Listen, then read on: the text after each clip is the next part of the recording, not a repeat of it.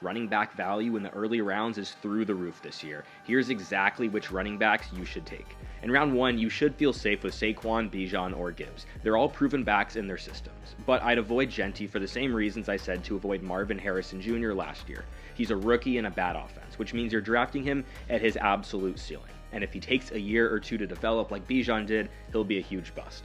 I love the round 2 backs over wide receivers, and you can't go wrong here. But in PPR formats, the best value is Bucky Irving, who has 3 down value. And in standard scoring, I like Jonathan Taylor, who's coming off a season topping 300 carries with no new competition.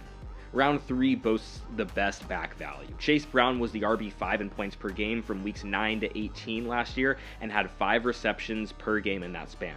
I also like Kyren Williams, who was the RB8 in points per game last year with 15 touchdowns despite being on a struggling offense.